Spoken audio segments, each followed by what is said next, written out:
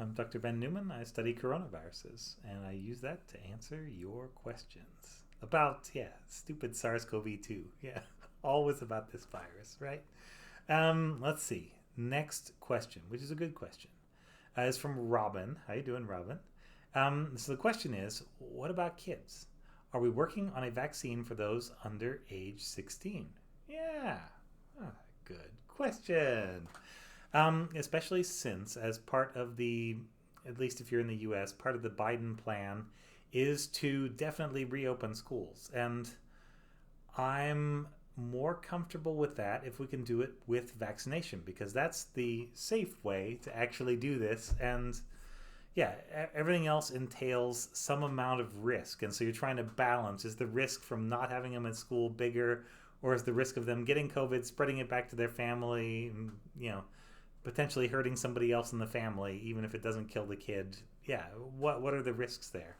I don't think we have a really clear picture of the risks on either side of that thing. So I think you're tending to see decisions made based on other data or on a lot of feelings. And I guess that's okay if we're talking about what's your favorite color. That should totally be a feelings based rather than objective decision. But yeah, I would rather make these decisions with more data. Anyway, to answer your actual question, what are we doing about kids? I remember seeing back in late September, I want to say September 27th, a study had started. I believe I saw the Pfizer study first, and then I believe there was a Moderna study right after that. I would imagine there have been a couple other studies that have slipped under my personal radar. But yeah, they were looking at going down to age 12. So I think the initial approvals for Moderna and Pfizer were anybody from 18 and up, although there were people as young as 16 in these studies with their parents' permission. So, but yeah, they are definitely trying at least down to age 12, and we're at a point, we're far enough from September that we should start to see some of the results of that soon. And I would anticipate that the results would be pretty good. I don't see why there would be any stronger side effects in children. And children, although they may not get as severe a disease, can definitely pass on the virus to everybody else in the household. And so the child is like the gateway. This is how the virus comes into your house. It's like the old vampire movies where you have to invite the thing in, but that's how you invite it in.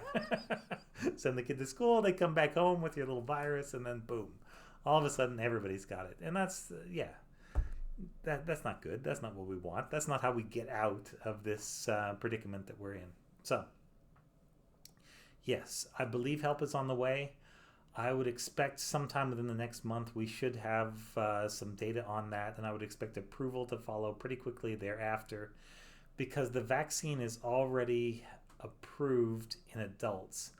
And so all they have to really show is that it's not doing anything weird down in kids. That's where, if I was on the committee, and I am not on the committee, that's where I would be looking most carefully. Is there any kind of weird side effect you only get with children, or with a certain age, or with a certain pre-existing condition? Because you have these in children as well in some cases. And yeah, I would anticipate that from there, from 12, they'll try and push it down even further. And eventually, you'd probably be able to get to a point where you can vaccinate against COVID around the same time as you vaccinate against polio. And I know they do some of these vaccines pretty early in development. And yeah, that's...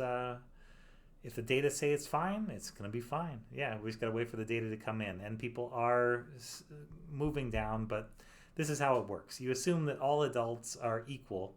And I noticed that each of these studies has done separate little mini studies on old people, or like separated them out, because that's a legitimate question.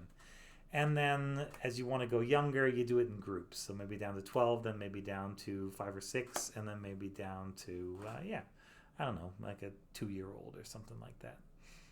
Yeah, because protection is for everybody if you do it right. So good question, very good question, and thanks very much for that question. And yeah, I'm looking forward to reading the results too.